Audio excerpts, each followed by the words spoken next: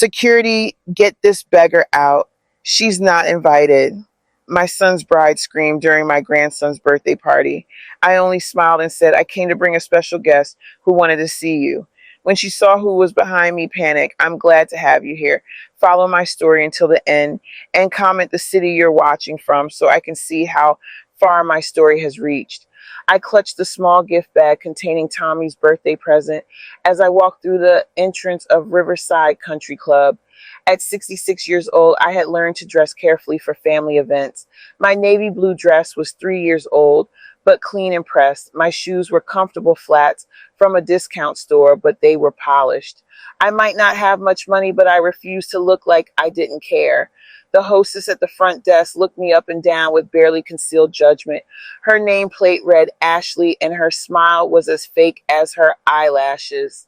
Are you here for a reservation? She asked, her tone suggesting I had wandered into the wrong place. I'm here for the Whitmore birthday party, I said, keeping my voice steady. For Tommy, I'm his grandmother. She checked her tablet twice, frowning. I don't see your name on the list. My stomach tightened. Of course, Oilia hadn't put me on the list. There must be some mistake. It's my grandson's FTH birthday. Ashley's expression softened slightly more from pity than understanding. Let me call the party planner, she spoke in hushed tones to someone on the phone while I stood there feeling smaller by the minute. Other guests walked past me toward the ballroom, all dressed in expensive clothes that probably cost more than my monthly grocery budget. You can go in, Ashley finally said, but please check with Mrs. Whitmore when you arrive. The ballroom took my breath away, but not in a good way. Everything screamed money. Massive balloon arrangements in red and blue covered every surface.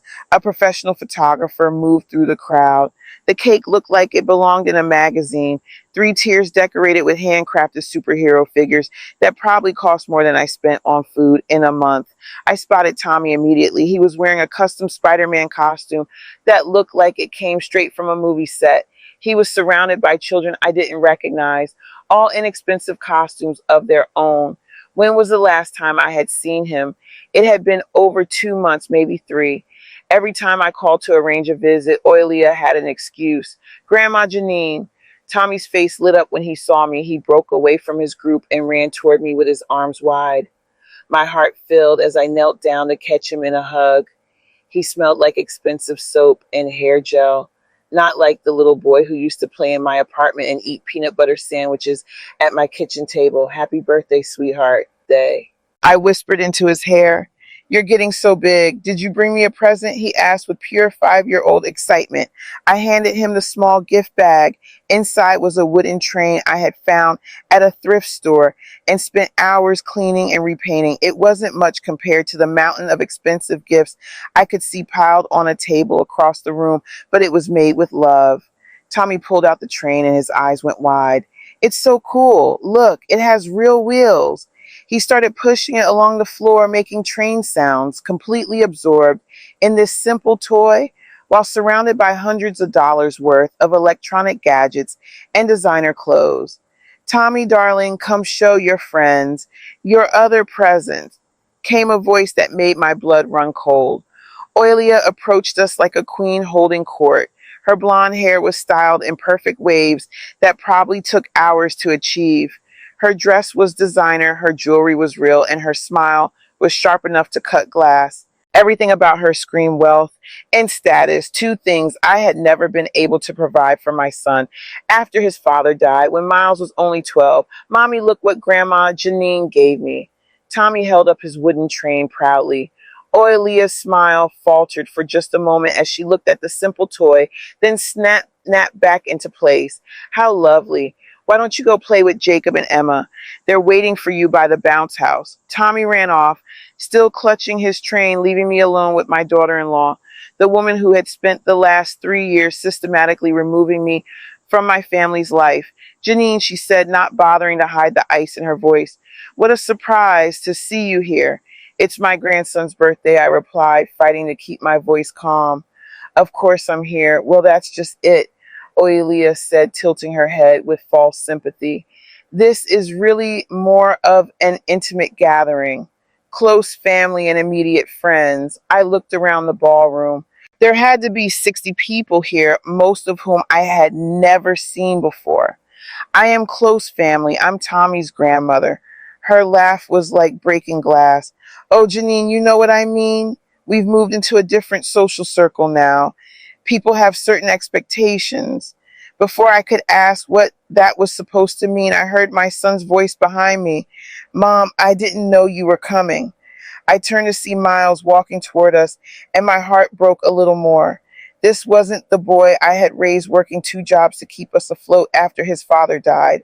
This wasn't the son who used to call me every day and bring me flowers on Mother's Day. This was a stranger wearing expensive clothes and looking at me like I was an embarrassment. I wouldn't miss Tommy's birthday, I said simply. Miles glanced nervously at Oilia, who moved closer to him and placed her hand on his arm in a gesture that looked loving but felt possessive. Well, you probably should have called first, he said. Not meeting my eyes, Oilia put a lot of work into planning this. I'm sure she did. I looked around at the elaborate decorations again. How much did all this cost, Mom? Miles said, his voice carrying a warning. I'm just asking. Tommy is 5 years old. Does he really need all this? Oilia stepped forward, her voice carrying just enough volume for nearby guests to hear. I think what's important is giving children the best we can provide. Some people believe in making sacrifices for family. The implication was clear. I was the selfish one, the grandmother who didn't love her grandson enough to provide expensive parties and designer clothes. Miles, she continued, why don't you show your mother the dessert table I need to check on the entertainment? But she didn't move. She wanted to watch whatever was about to happen. My son shifted uncomfortably. Mom, maybe it would be better if you didn't stay too long.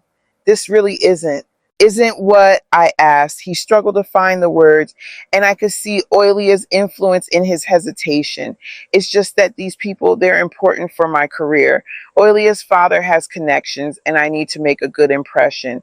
And having your mother here would hurt that impression. The silence stretched between us while conversations continued around us.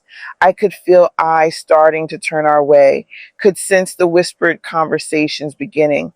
That's when Oilia made her move. She had been waiting for this moment. I realized she had planned this humiliation. You know what? She said, raising her voice so it carried across the nearby tables. I think there's been a misunderstanding. She turned to the security guard who had been stationed near the entrance. Excuse me, could you help us with a situation? My stomach dropped as the uniformed man approached. Around us, conversations began to quiet.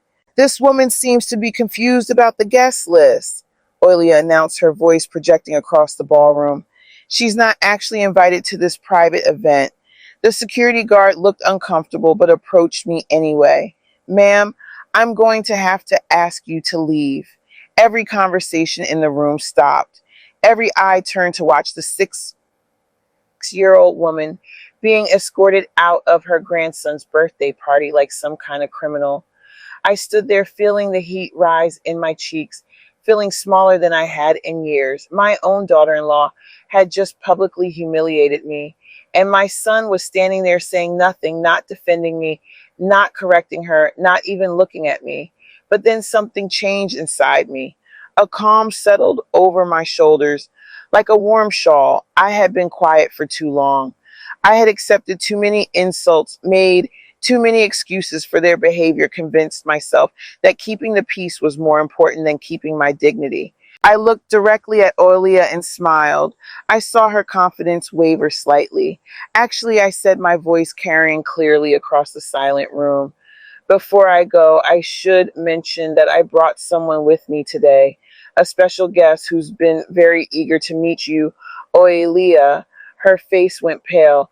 What are you talking about? He's waiting outside. I thought it might be nice for him to join the celebration. I paused, watching her reaction carefully, especially since he has such a personal interest in your current condition. Miles frowned. Mom, what guess you came alone? I pulled out my phone and held it up my finger, hovering over a contact. Someone who's been dying to congratulate you on your happy news, Oilia. I think you two have a lot to catch up on. The color drained completely from her face. Her hand went instinctively to her slightly rounded belly, barely visible under her carefully chosen dress. She was 3 months pregnant, and only the immediate family was supposed to know. Who is it? She demanded, but I could hear her voice shaking now. Just someone who cares about you very much, I said sweetly. Someone who's been wondering how you've been doing lately. Oilia looked like she was about to be sick. For the first time in 3 years, I was the one with power in this relationship. I don't know what game you think you're playing, she whispered. No game, I replied, just the truth finally coming to light. I hit the call button and put the phone to my ear. When the person answered, I said simply, David, yes, she's here. Come on in. The panic in Oilia's eyes was absolute and complete. The ballroom held its breath as I ended the call. Oilia stood frozen, her face drained of all color, while Miles looked between us with growing confusion. The security guard hesitated, unsure whether he should still escort me out or wait to see what would happen next. Who is David? Miles asked, his voice cutting through the tension. I looked at my son, this man I had raised alone after his father's sudden heart attack, and felt a mixture of love and disappointment. When had he become so willing to let someone else control his life? That's an excellent question, I said calmly. Perhaps Oilia would like to answer it, but Oilia seemed incapable of speech. She stood there trembling, one hand pressed to her throat, the other resting protectively over her belly. I had been planning this moment for 3 weeks, ever since I discovered the truth about my daughter-in-law's secret life. But to understand how I got to this point, you need to know how systematically Oilia had worked to erase me from my family. It started small, the way these things always do. Little comments here and there about how different our backgrounds were, how Miles deserved to move up in the world, how some people were stuck in old ways of thinking. The first major blow came during their engagement. I had been planning Miles's bachelor party the way I had always imagined I would when he got married. Nothing fancy, just dinner at his favorite restaurant and maybe a baseball game, the same way his father and I had celebrated with our friends 35 years ago. But when I mentioned my plans to Oilia, she laughed, actually laughed. Oh, Janine, that's so sweet, she had said, her voice dripping with condescension. But Miles's groomsmen are expecting something a bit more sophisticated. We've already booked a weekend in Vegas. I had asked. Well, I helped plan it. You understand, don't you? These are important business relationships for Miles. He needs to make the right impression. I should have fought harder then. I should have insisted that a mother had the right to celebrate her son's upcoming marriage. Instead, I convinced myself that compromise was better than conflict. The wedding was worse. Oilia's family paid for everything, which meant they controlled everything. I was allowed to invite 12 people to a 300-person celebration. I was seated at a table in the back with distant relatives I barely knew. My speech was cut from the program because they were running long. During the reception, I watched my son dance with his new wife, surrounded by her family and friends, and realized I was already becoming a stranger in his life. The exclusion became more systematic after they married. Holiday traditions that Miles and I had shared for 24 years were suddenly replaced with Oilia's family customs. The small apartment where I had raised him became an embarrassment to be hidden from their new social circle. It's not personal, Mom, Miles would say when I questioned why I was never invited to dinner parties or work events. It's just that Oilia's friends are. Well, they're used to a certain lifestyle. What he meant was that I was too poor, too working ass, too much of a reminder of where he came from. Oilia had convinced him that moving up in the world meant leaving his past behind, and I was part of that past. The worst incident happened 18 months ago. I had been battling a particularly bad case of bronchitis and ended up in the emergency room one night when I couldn't stop coughing. The doctor wanted to keep me for observation, and I was scared and alone. I called Miles at 11:00 that night. Mom, is everything okay? He sounded genuinely concerned. I'm at St. Mary's Hospital, I managed to say between coughing fits. The doctor thinks I might have pneumonia. Oh God, I'll be right there, but he never came. An hour later, he called back. Mom, I'm so sorry. Oilia reminded me that we have that presentation tomorrow morning for her father's company. It's really important for my career. Can you call me in the morning and let me know how you're doing? I spent that night alone in a hospital bed, listening to machines beep and watching nurses care for strangers while my son chose a business presentation over his sick mother. When I was discharged the next day, I found a bouquet of flowers on my doorstep with a card. Sorry I couldn't be there. Love, Miles and Oilia. She had probably picked them out and signed his name. That's when I started paying closer attention to the changes in my son, the way he had stopped calling unless I called first, how he always seemed to be looking over his shoulder when we talked as if Oilia might be listening, the way he made excuses for everything she did, even when her behavior was clearly wrong. I watched her isolate him from his old friends too. Guys he had known since college suddenly became immature or not ambitious enough. His hobbies were replaced with activities that fit Oilia's image of what a successful couple should do. Wine tastings instead of baseball games, gallery openings instead of poker nights. The final piece of evidence I needed came 3 weeks ago, completely by accident. I had been walking home from the grocery store when I saw them. Oilia and a man I didn't recognize sitting in a corner booth at a small cafe downtown. They were holding hands across the table and she was laughing in a way I had never seen her laugh with Miles. I should have kept walking. Any normal person would have minded their own business, but something about the intimacy of their body language, the way she kept touching his face, made me stop and watch. They kissed. Not a friendly peck, but the kind of passionate kiss you see between lovers. And when they pulled apart, I saw her place his hand on her belly in a gesture that made my blood run cold. I followed them at a distance when they left the cafe. They walked to a small apartment building 6 blocks away, and she used her own key to let them in. That night, I couldn't sleep. I kept thinking about that gesture, about the timeline, about the way Oilia had announced her pregnancy on social media without even telling me first.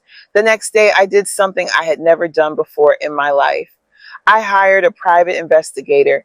His name was Robert Chen, and he was recommended by a neighbor whose husband had hired him during their divorce. Robert was professional, discreet, and surprisingly affordable. I need to know about my daughter-in-law's activities, I told him during our meeting in his small office. I think she might be having an affair. Robert took notes while I described what I had seen. How long do you want me to follow her? However long it takes to get the truth. It took 2 weeks. 2 weeks of photographs, of documented meetings, of evidence that painted a picture I had suspected but hoped wasn't true.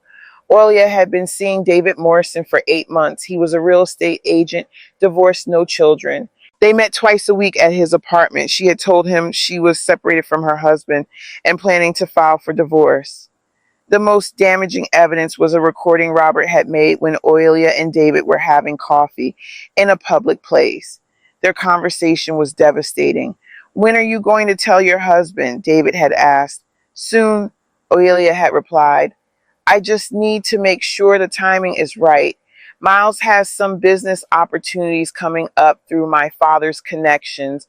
Once those are secured, I can leave him and we can start our life together, and the baby will be raised by its real father, she had said, reaching across to squeeze David's hand. Robert's final report included bank records showing that Oilia had been using Miles's credit cards to pay for hotel rooms and expensive gifts for David.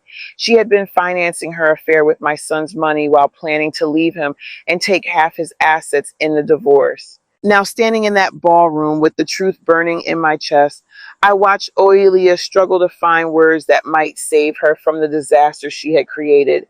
Mom, Miles, said, his voice strained. What's going on? Who is David? Before I could answer, the ballroom doors opened and David Morrison walked in.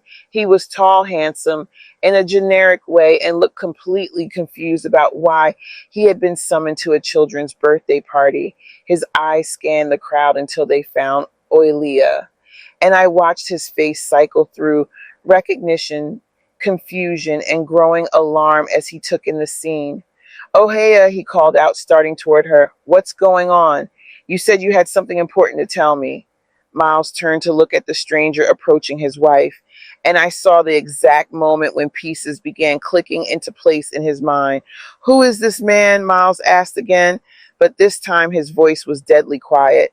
David reached our small group and looked between Miles and Oilia with growing understanding. Wait, he said slowly. Are you the husband? The question hung in the air like a bomb waiting to explode. Oilia opened her mouth, but no sound came out. For the first time in the 3 years I had known her, she had no quick lie, no smooth explanation, no way to manipulate her way out of the truth. Answer him, I said quietly. Tell David who Miles is. Tell Miles who David is. The silence stretched until it became unbearable, and I realized that after 3 years of being powerless in my own family, I finally held all the cards. The silence in the ballroom was deafening. Every guest within earshot had stopped their conversations to watch the drama unfolding near the entrance. David Morrison stood there looking bewildered. Miles was pale with growing understanding, and Oilia looked like she wanted to disappear into the floor. I asked you a question, David said, his voice louder now. Is this your husband? Oilia's mouth opened and closed without making a sound. The confident woman who had been ordering security to remove me just minutes earlier had completely lost her composure. Yes, Miles said finally, his voice hollow. I'm her husband and you are. David's face went through a series of expressions: confusion, realization, and then pure anger. Her husband. But she told me. She said she was separated. She said she was getting divorced. I watched my son absorb this information, saw the way his shoulders straightened as the implications hit him. Around us, the party guests were no longer pretending not to listen. Several people had pulled out their phones. Divorced Miles repeated slowly. We're not getting divorced. We're having a baby. The words hit David like a physical blow. He staggered backward, his face draining of color. A baby. But he turned to stare at Oilia, who had begun trembling visibly. Oilia, Miles said, and there was something dangerous in his quiet tone. I think you need to explain what's going on here, but I could see she was beyond explanation. The careful web of lies she had constructed was unraveling faster than she could rebuild it. So I decided to help move things along. Perhaps I should explain, I said, pulling out my phone. Since Oilia seems to have lost her voice, I scrolled to the folder where I had saved Robert's report and selected the first photograph. It showed Oilia and David kissing outside his apartment building, her hand clearly visible on his chest. Both of them obviously intimate and comfortable with each other. This was taken 2 weeks ago, I said, holding the phone so both men could see the screen. Miles stared at the image, his face going through its own transformation.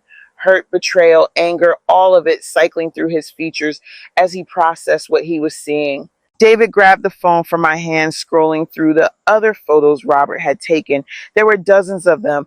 Oilia entering David's apartment, the two of them having coffee, shopping together, kissing in his car. 8 months, David whispered, looking at the timestamps. She's been lying to me for 8 months. She's been lying to all of us, I said gently.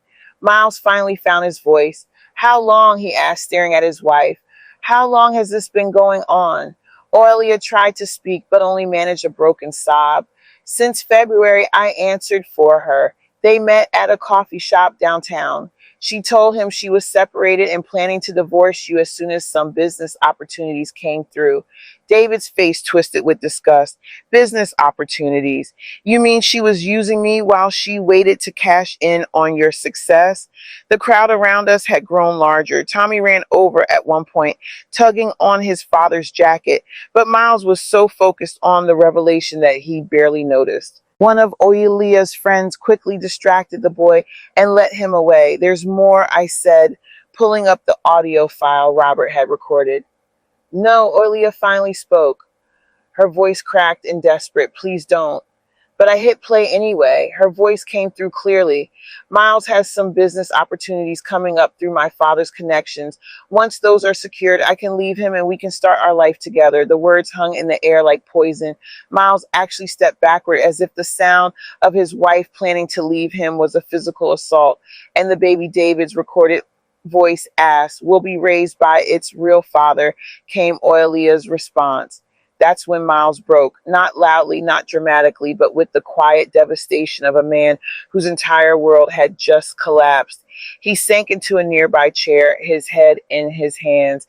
David whirled on Oilia, his face flushed with rage. Real father, are you telling me this baby might be mine? Oilia was crying now, ugly sobs that smeared her perfect makeup. I don't know, she whispered. The timing, it could be either of you. The admission hit both men like separate lightning strikes. Miles looked up from his hands, his eyes hollow. David stood frozen, processing the fact that he might be unknowingly fathering another man's child while that man raised the baby, believing it was his own. Either of us, David's voice rose to near shouting. You've been sleeping with both of us, and you don't know whose baby you're carrying. Several guests gasped audibly. The professional photographer who had been documenting Tommy's party looked unsure whether to keep taking pictures of what was turning into a family disaster. It's not what you think, Olia pleaded, reaching toward both men. I love you both just in different ways. You love us. David laughed bitterly. You've been lying to me about everything. Your name, your situation, your availability. I don't even know who you really are. Miles stood up slowly, his movements careful and controlled. Neither do I, he said quietly. That's when I realized I needed to share the most damaging evidence of all. I scrolled to the bank records Robert had obtained through legal channels during his investigation. There's something else you both need to see, I said. The records showed months of credit card charges that told the whole story. Hotel rooms charged to Miles's account where Oilia had met David. Expensive gifts purchased for David using Miles's money. Restaurant bills, theater tickets, even a weekend trip to the mountains. All of it paid for by my son while his wife carried on an affair. She's been financing her relationship with you using my money. Miles said to David, his voice eerily calm. David looked sick. I never knew. She always insisted on paying when we went out. I thought she had her own money. She does, Miles said. Mine. The evidence was overwhelming and undeniable. 8 months of documented deception, financial manipulation, and emotional abuse. Oilia had been playing both men against each other while planning to abandon whichever one served her purposes less effectively. But even faced with absolute proof of her betrayal, she tried one more manipulation. Miles, she said, moving toward him with her hands outstretched, we can work through this. I made mistakes, but I choose you. I want to stay married. We can go to counseling. My son looked at her with an expression I had never seen before. Not anger, not hurt, but complete disgust.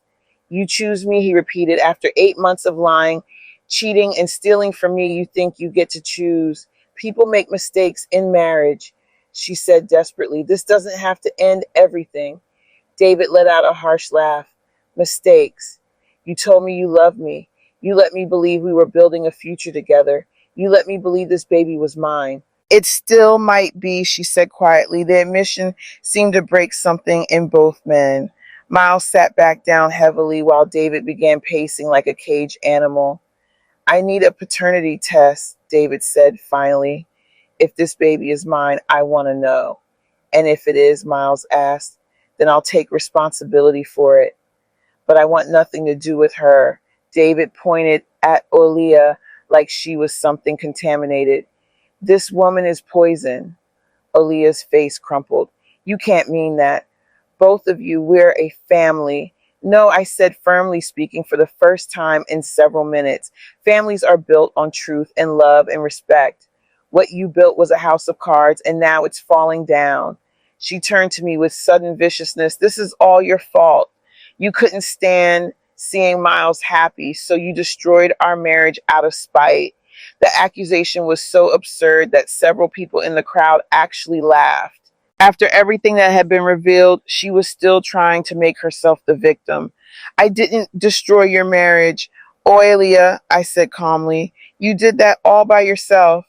Miles stood up again, and when he looked at his wife, there was finality in his expression. We're done, he said simply. Miles, please, we're done. He repeated louder this time. Whatever we had, whatever I thought we had, it's over. Olia looked around the room, wildly searching for anyone who might support her, but the guests were all staring at her with combinations of shock, disgust, and pity. Even her own friends were backing away, unwilling to be associated with the spectacle she had created. That's when she made her final desperate play. She grabbed David's arm with both hands, clinging to him like he was a life preserver. David, please, you said you loved me. You said you wanted to build a life with me. That can still happen. We can still have that. He looked down at her hands on his arm like they were a disease. You're right, he said slowly. I did love you. I loved someone who doesn't exist, someone who was honest and available and real, but that person was just another one of your lies. He pulled his arm free and stepped away from her. I never want to see you again. Oilia stood alone in the center of the ballroom, surrounded by the wreckage of her own making, the perfect party she had planned, the perfect image she had cultivated, the perfect life she had manipulated her way into. All of it was crumbling around her, and for the first time in 3 years, I felt like I could breathe again. The ballroom had become a theater of public humiliation, and Oilia was center stage in a performance she had never intended to give.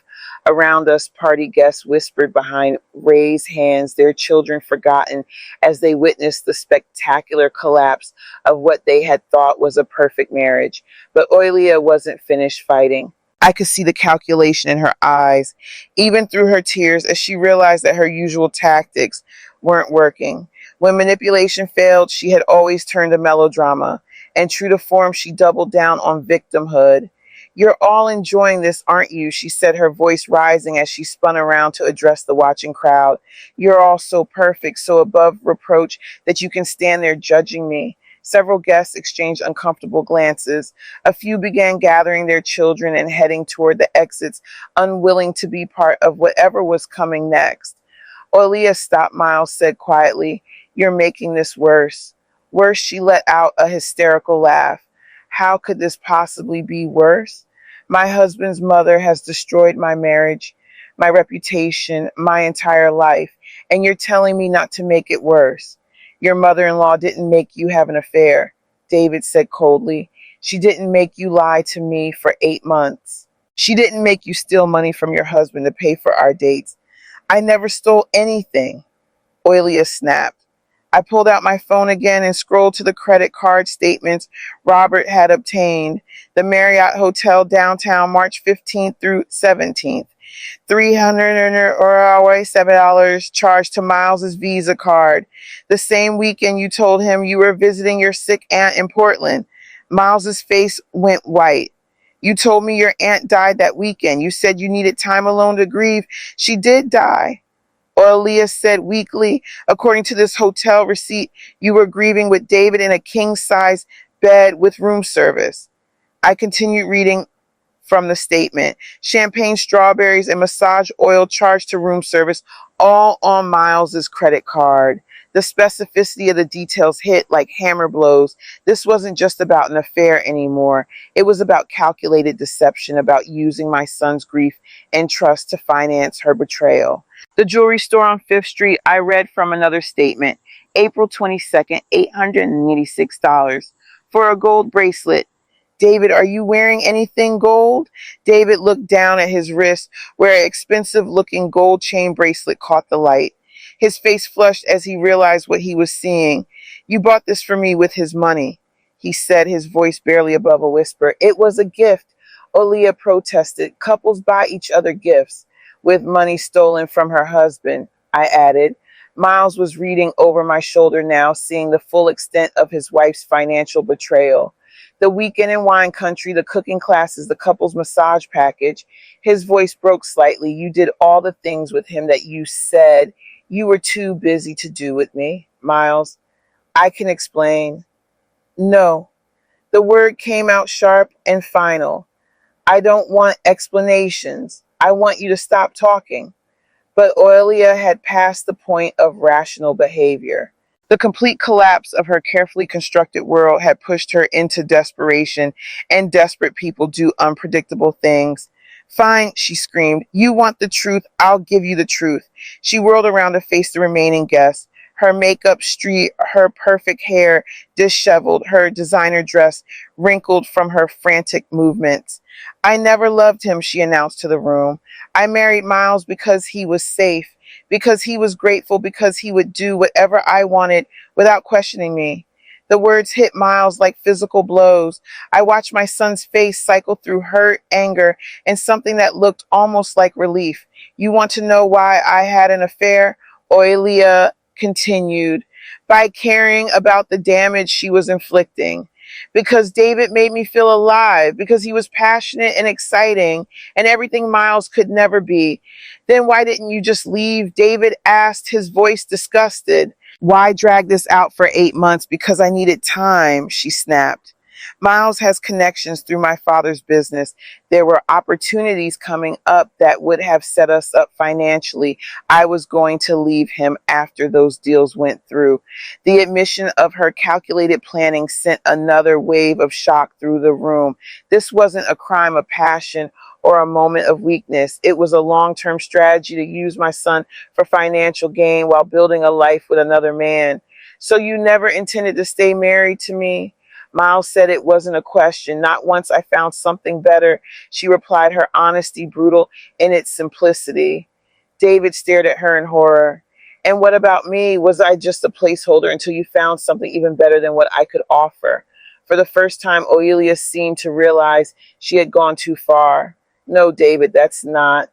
I love you. I chose you. You chose me over a man you were planning to leave anyway. That's not choosing. That's settling for second best. The truth of his words seemed to hit her like a slap.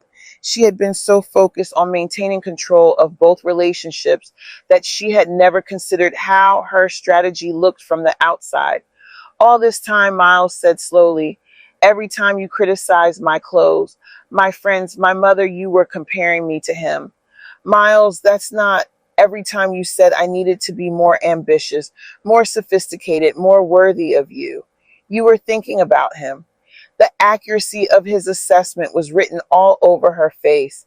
She had spent 3 years trying to turn Miles into David while planning to leave him for the original. You made me feel like I was never good enough. Miles continued, his voice growing stronger. You made me question everything about myself, doubt every decision I made. You isolated me from my friends, my family, my own mother, because they reminded you of who I really was instead of who you wanted me to become. I was trying to help you reach your potential, she said desperately. No, I interjected. You were trying to make him into someone else entirely, someone who would be worthy of staying with, even though you were planning to leave him anyway. The cruel irony wasn't lost on anyone in the room. Oilia had been punishing Miles for not being David while secretly being with David and planning to abandon Miles once he had served his financial purpose. And the baby, David asked quietly, our baby. What was your plan for that? Oilia's hand went to her stomach protectively. I was going to tell you it was yours. We were going to raise it together while Miles paid child support for a baby that wasn't his. The silence that followed was deafening. The moral implications of her plan were staggering. She had been prepared to let my son support another man's child while that man raised the baby believing it was his own. You're sick, David said finally. You're genuinely, truly sick.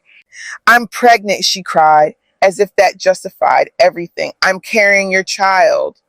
Maybe, he replied coldly.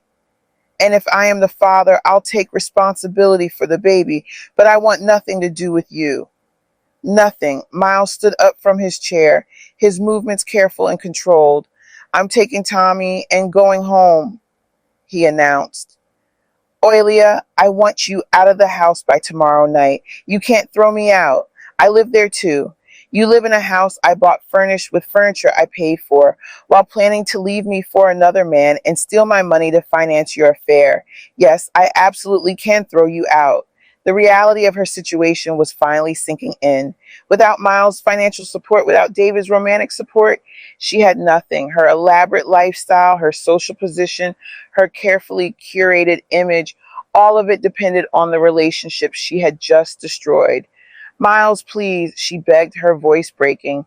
We can work this out. We can go to counseling. I'll end things with David. I'll do whatever you want, what I want. Miles said quietly, is for you to disappear from my life completely. He turned and walked toward the party area where Tommy was playing, oblivious to the drama unfolding around him. I watched my son gather his child with gentle hands, whispering something in the boy's ear that made him nod and smile. As they headed toward the exit, Miles paused next to me. Mom, he said, his voice thick with emotion, I owe you an apology, a big one. Well, talk later, I said softly. Take care of Tommy first, he nodded and continued toward the door with his son. As they left, I noticed that Tommy was still clutching the wooden train I had given him, choosing my simple gift over all the expensive toys scattered around the ballroom. David was gathering his own things to leave his face a mask of disgust and disappointment. If the baby is mine, he said to Oilia without looking at her, my lawyer will be in touch about custody arrangements, but don't ever contact me directly again. And then he was gone too, leaving Oilia alone in the center of the ballroom she had decorated so perfectly, surrounded by the ruins of the life she had built on lies.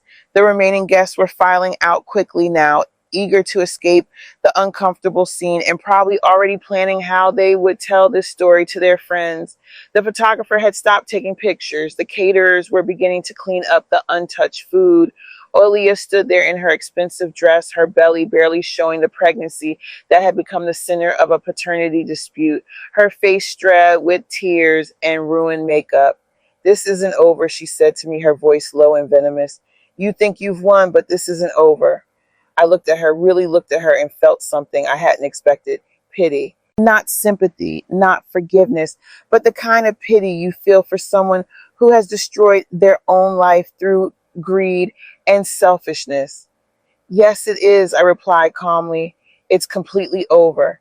And as I walked out of that ballroom, leaving her alone with the consequences of her choices, I knew I was right. The days following Tommy's birthday party felt like watching dominoes fall in slow motion. I had expected some fallout from exposing Oilia's lies, but I hadn't anticipated how completely her world would unravel once the truth was out. Miles called me the morning after the party. His voice sounded hollow, exhausted. Mom, can I come over? I need to talk to someone, and I don't know who else to trust anymore. Of course, sweetheart. Bring Tommy if you want. He's at my neighbor's house. I didn't want him to see me like this. When Miles arrived at my apartment an hour later, he looked like he had aged 5 years overnight. His eyes were red-rimmed, his clothes wrinkled, and he moved like a man carrying an enormous weight. I asked her to leave last night, he said without preamble, sinking into my old couch. She's staying at her parents' house. I made coffee while he sat in silence, staring at his hands. When I brought him a cup, he looked up at me with an expression that broke my heart. How long did you know? He asked. I sat down across from him, choosing my words carefully. I suspected something was wrong for months, but I only had proof for 3 weeks. Why didn't you tell me sooner? Would you have believed me? I asked gently. He was quiet for a long moment, then shook his head. No, I would have thought you were just jealous of her trying to cause problems. That's why I had to wait. I needed evidence you couldn't dismiss. Miles leaned back against the couch cushions, closing his eyes. I keep thinking about all the signs I missed. All the time she was distant or secretive or just not present, even when she was sitting right next to me. She was very good at manipulation. Miles, that's not your fault, isn't it? He opened his eyes and looked at me. I chose her over you over and over again. I chose her when she didn't want you at holidays, when she made excuses for why you couldn't babysit Tommy, when she said you were too set in your ways to understand our new lifestyle. I went along with all of it. The pain in his voice was raw and immediate. I wanted to comfort him, but I also knew he needed to face the reality of what had happened between us. You were being manipulated by someone who made it her business to understand your weaknesses, I said. But yes, it hurt. It hurt more than I can tell you. I'm so sorry, Mom. I don't know how to make up for the time we lost. We start from where we are now, I said simply. We don't waste any more time on regret. Over the following weeks, I watched Miles begin the difficult process of rebuilding his life. The divorce proceedings moved quickly once Oilia realized she had no leverage. The paternity test results came back after 6 weeks. David was indeed the father of the baby she was carrying. The revelation hit Miles harder than I expected. Even though he had known it was a possibility, having it confirmed seemed to crystallize the depth of Oilia's betrayal. She was going to let me raise another man's child, he said during one of our weekly dinners. She was going to let me love that baby, support it be its father, while knowing the whole time that it wasn't mine. And she was going to let David believe he had abandoned his own child. I added she was willing to hurt everyone involved to maintain her lie. Tommy was adjusting better than any of us had expected.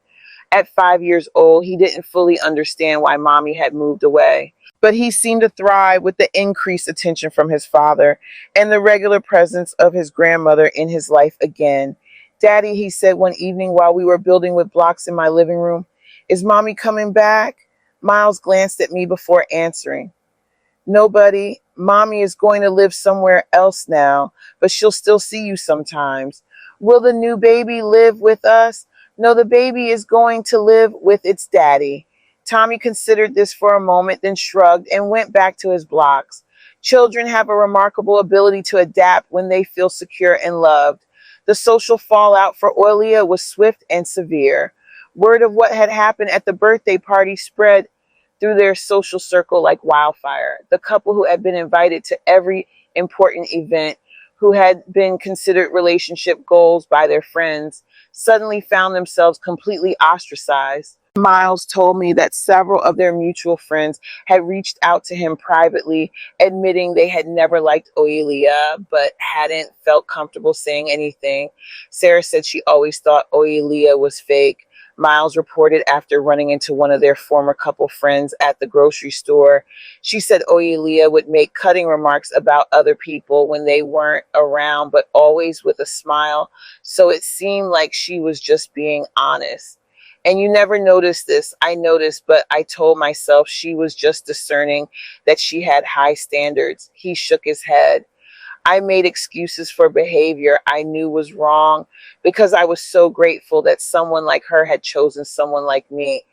That insight broke my heart. My confident, capable son had been so undermined by Oilia's subtle criticisms that he had genuinely believed he was lucky to be with someone who treated him poorly. The business connections that Oilia had dangled as bait for her long-term manipulation scheme evaporated as well. Her father, embarrassed by his daughter's public scandal, quietly withdrew the job offers and partnership opportunities he had been discussing with Miles. It's probably for the best, Miles told me. I never really wanted to work in that industry anyway. Oilia was the one pushing for it. What do you want to do? I don't know. For the first time in 3 years, I get to decide what I want without checking with someone else first. The freedom seemed to both exhilarate and terrify him.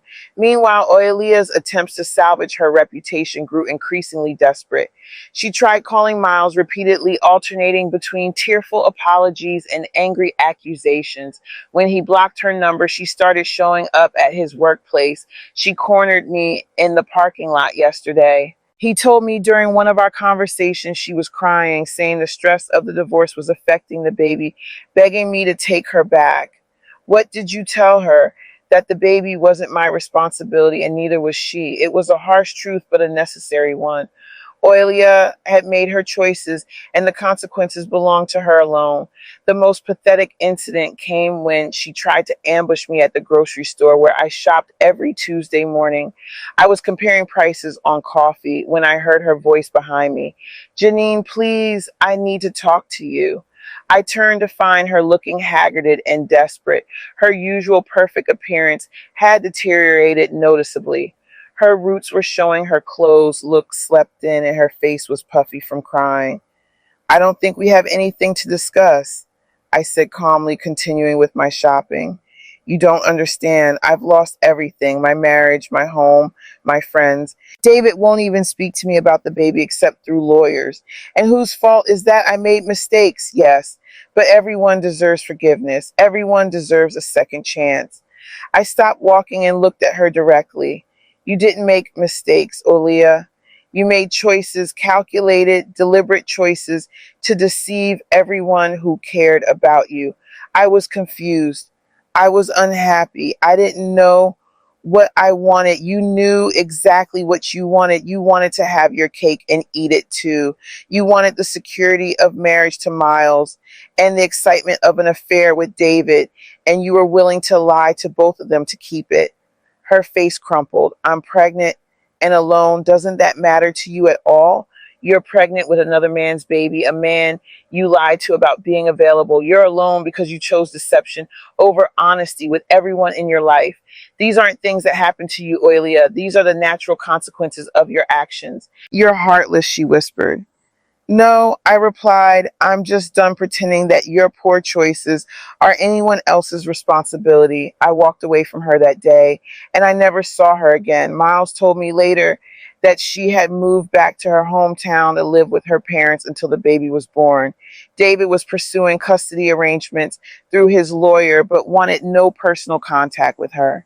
She had gotten exactly what she had planned for months. She was finally free of her marriage to Miles, but she had lost everything else in the process: her lover, her social status, her financial security, and the respect of everyone who knew her.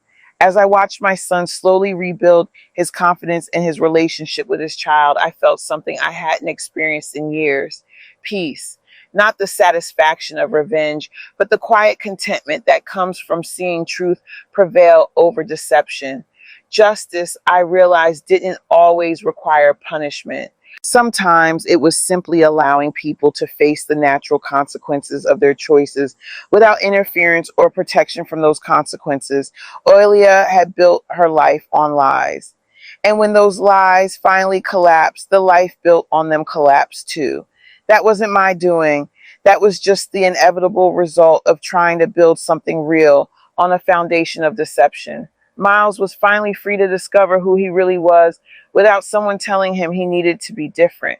Tommy had his father back, fully present and engaged, instead of constantly walking on eggshells around an unpredictable partner. And I had my family back, not through manipulation or force, but because the truth had finally been allowed to shine light into the darkness that had consumed us all. 8 months later, I stood in my kitchen preparing Sunday dinner, while Tommy sat at my table working on a puzzle. The autumn light streaming through my windows was warm and golden, and the apartment that had felt so empty for years was now filled with the sounds of family life again. Grandma Janine, I can't find the corner piece. Tommy called out, his tongue poking out in concentration. Keep looking, sweetheart. It's probably hiding in plain sight. The irony of his words wasn't lost on me. Sometimes the most important things are right in front of us, but we're too distracted to see them clearly. Miles arrived promptly at 5 Azuras, as had become our tradition. He looked healthier than he had in years. The constant tension that had marked his face during his marriage was gone, replaced by something I hadn't seen since he was a teenager: genuine contentment. How was your week? I asked as he helped me set the table. Good. Really good, actually. I got the promotion at work, the one you interviewed for last month. That's the one. Apparently, my boss was impressed by my newfound confidence and decision-making abilities. He smiled ruefully. Funny how much easier it is to make decisions when you're not second-guessing yourself constantly.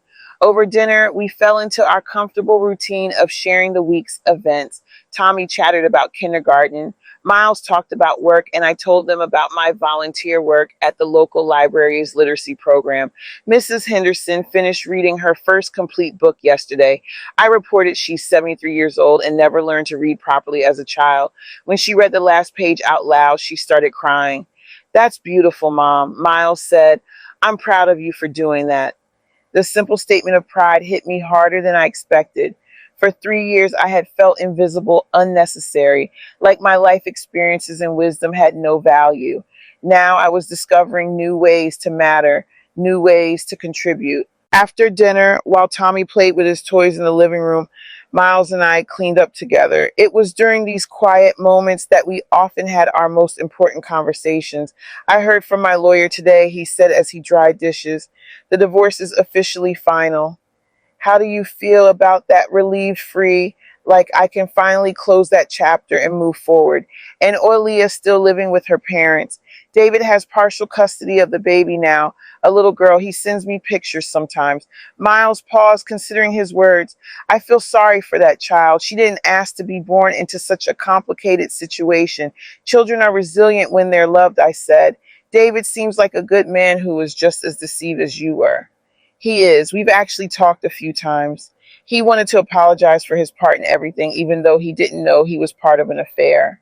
It said something about both men's character that they had been able to find common ground as fellow victims of Olia's manipulation rather than enemies competing for her attention. There's something else, Miles said, his tone shifting to something more serious. I've been thinking about making some changes. What kind of changes? I want to move closer to you. Tommy spends so much time here anyway, and I realize I don't want him growing up the way I did after Dad died, feeling like he only has one parent. The suggestion took my breath away. You don't have to do that for me, Miles. I'm not doing it for you. I'm doing it for all of us. I want Tommy to grow up knowing his grandmother, really knowing her. I want him to have the kind of family support I pushed away because I was too proud and too foolish to see its value. And what about your life, your independence?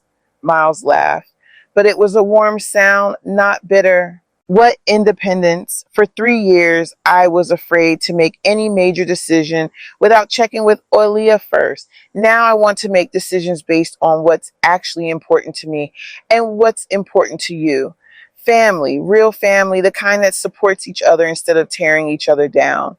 Later that evening, after Miles and Tommy had gone home, I sat in my favorite chair reflecting on how dramatically my life had changed. The woman who had felt invisible and disposable 8 months ago now had a full calendar and a sense of purpose I hadn't experienced in years. My phone rang, interrupting my thoughts. The caller ID showed a number I didn't recognize, but the area code was familiar. It was from Olia's hometown. I almost didn't answer, but curiosity got the better of me. Hello, is this Janine Whitmore? The voice was unfamiliar, older with a slight southern accent. Yes, this is Janine. My name is Margaret Crawford. I'm Olia's mother. My grip tightened on the phone. Mrs. Crawford, what can I do for you? There was a long pause before she spoke again. I wanted to call and apologize for my daughter's behavior. I know what she did to your family was unforgivable. The last thing I had expected was an apology from Olia's mother. That's very kind of you to say. It's not kind. It's necessary. Robert and I raised that girl to be better than what she became. We're ashamed of the choices she made and the people she hurt. I could hear the genuine pain in her voice. Whatever else Oilia was, she was still this woman's daughter. And watching your child destroy their life through their own poor choices had to be devastating. How is she doing? I asked, surprising myself with the question. She's struggling. The baby is beautiful little Sarah, but Oilia is having a hard time adjusting to single motherhood. David is a good father when he has visitation, but he wants nothing to do with Oilia personally. That's probably for the best. Yes, it is. She keeps talking about trying to win Miles back, about how she could be a better wife if he'd just give her another chance. I keep telling her that ship has sailed, but she doesn't want to hear it. Miles has moved on completely. He's a different person now, happier, more confident. He's not the same man she married. Good for him. He deserves better than what my daughter gave him. Margaret paused again. I also wanted to thank you. Thank me for stopping her before she could do even more damage, for forcing the truth into the light. If you hadn't intervened, she might have continued that deception for years. More people would have been hurt. The gratitude in her voice was unexpected and moving. I just wanted to protect my family. You did more than that. You probably saved my daughter from making even worse choices down the road. Sometimes the kindest thing you can do for someone is refuse to enable their destructive behavior. After we hung up, I sat in the quiet of my apartment thinking about that conversation. Olia's own mother understood what Oilia herself still refused to acknowledge, that facing consequences was the only way she might eventually learn to make better choices. The next morning brought another surprise. Miles called while I was having my coffee. Mom, I have news. Big news, good news, or concerning news. Definitely good news. I found a house 3 blocks from your apartment. 2 bedrooms, a small yard for Tommy, and a front porch where you can sit and watch him play. I put in an offer this morning. The image he painted made my heart swell. Miles, are you sure about this? I've never been more sure of anything in my life. I spent 3 years living in someone else's idea of the perfect life. Now I want to build something real.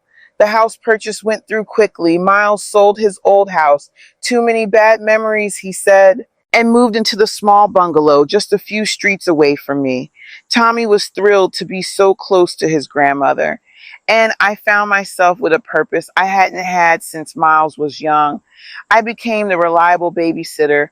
When Miles worked late, the homework helper. When Tommy started having trouble with math, the cookie baker for school events, and the storyteller for bedtime when Miles was too tired to read. But more than that, I became a witness to my son's transformation. Without Oilia's constant criticism and manipulation, Miles blossomed into the man I had always known he could be. He started coaching Tommy's little league team, volunteered at the local food bank, and even began dating again, but slowly, carefully, with the wisdom that comes from having survived a relationship built on deception. 1 year after that disastrous birthday party, Tommy was turning 6. This time the celebration was simple, just family and a few close friends in our neighborhood park. No expensive decorations, no hired entertainment, no social media photo opportunities, just children playing, adults talking and laughing, and birthday cake that I had made myself in my own kitchen.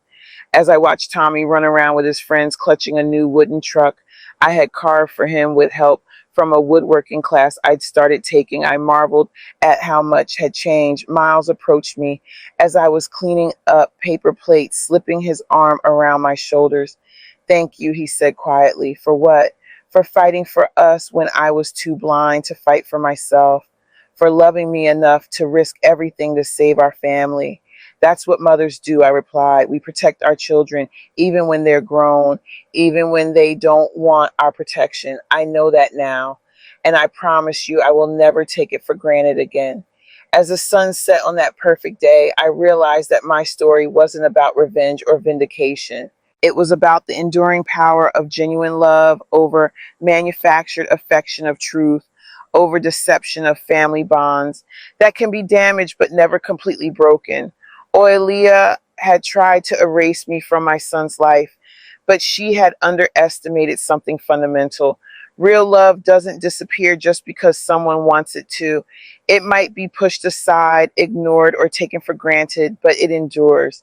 I had won my family back, not through manipulation or force, but by refusing to give up on the truth. And in the end, that truth had set us all free. Free from lies, free from toxic relationships, and free to build something authentic and lasting.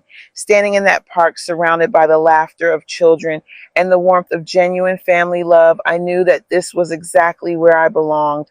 Not as an unwelcome intruder in someone else's perfect life, but as the beloved matriarch of a family that chose truth over convenience, love over status, and each other over everything else. For the first time in years, I was completely, genuinely, joyfully home. Now I'm curious about you who listened to my story. What would you do if you were in my place? Have you ever been through something similar? Comment below. And meanwhile, I'm leaving on the final screen 2 other stories that are channel favorites, and they will definitely surprise you. Thank you for watching until here.